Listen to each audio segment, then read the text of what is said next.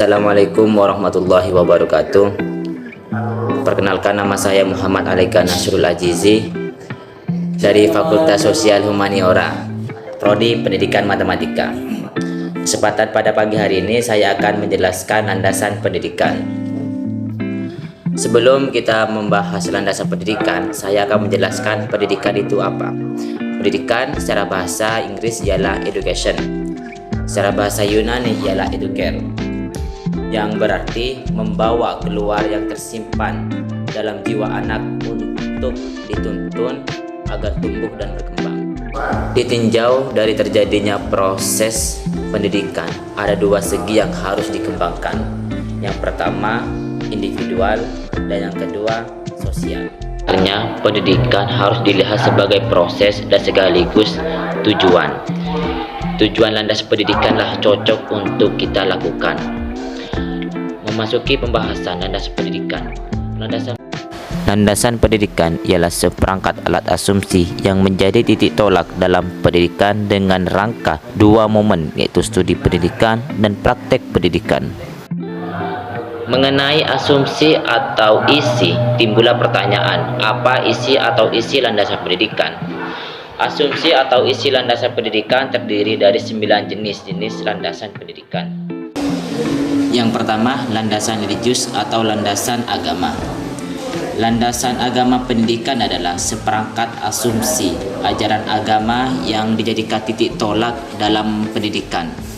Seperti contohnya Al-Quran dan Hadis, yang mana Al-Quran dan Hadis adalah pedoman bagi umat muslim. Dan juga seperti kitab Injil, jadikan pedoman bagi orang yang menganut agama Kristen, dan kitab lain sebagainya. Dan yang kedua, yakni landasan filosofi pendidikan.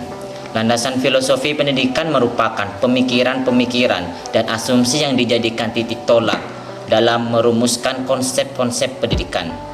Seperti contohnya paradigma, merupakan filsafat pendidikan yang didirikan di negara Amerika. Yang ketiga ialah landasan hukum atau landasan yuridis. Landasan yuridis ialah asumsi-asumsi yang bersumber perundangan yang berlaku dan dijadikan titik tolak dalam pendidikan.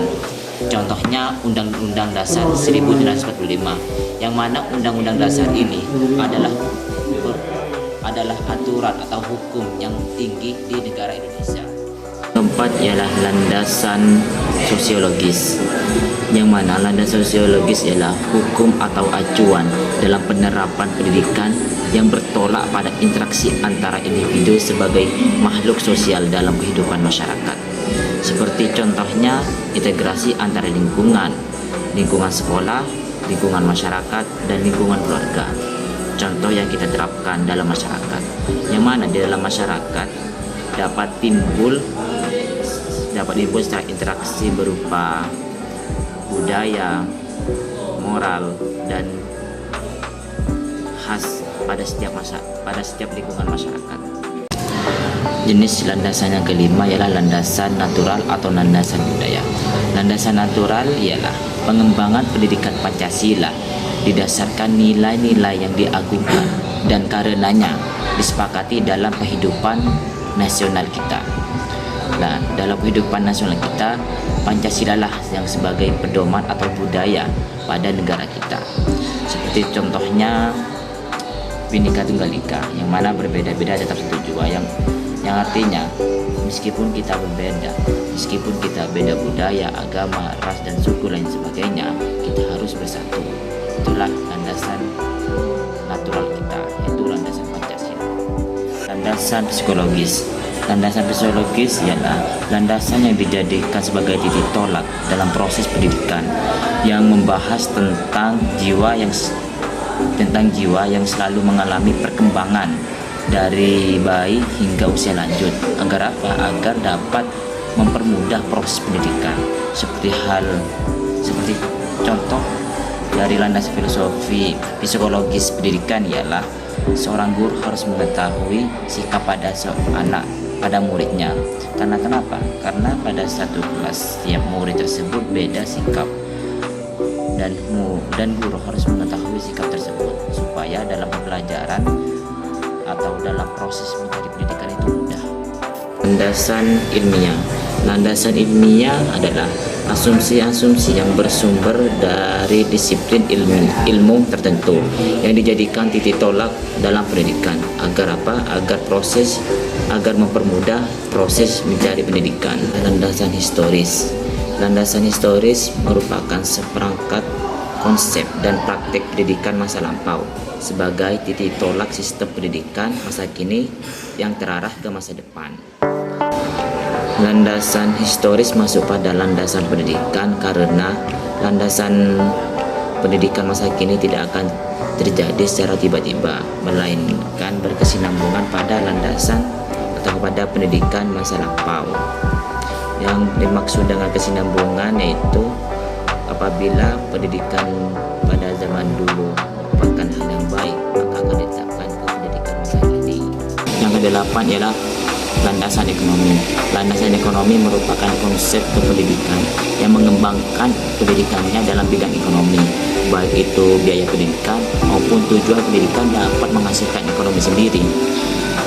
Hal itu dengan terwujudnya tersebut sesuai pada infrastruktur dan suprastruktur yang mendukung. Dan jika infrastruktur dan suprastruktur mendukung, maka dalam ekonomi atau dalam bidang ekonomi itu menjadi baik. Yang kesembilan atau yang terakhir ialah landasan teknologi. Landasan teknologi merupakan kajian dan praktik untuk mempermudah proses pembelajaran dan juga meningkatkan kajian atau kinerja dengan bersumber teknologi yang memadai. Nah, yang dimaksud dengan teknologi pendidikan ialah berkaitan dengan belajar dan pembelajaran agar para pendidik mudah untuk mencari ilmu, seperti contoh e-learning dan video pembelajaran yang ada di YouTube, TikTok, di sosmed dan sebagainya. Itu sangat penting dalam pendidikan. Tadi saya telah menjelaskan landasan pendidikan, jenis-jenis landasan pendidikan. Dan yang terakhir timbullah pertanyaan, apa yang terjadi jika pendidikan tanpa landasan?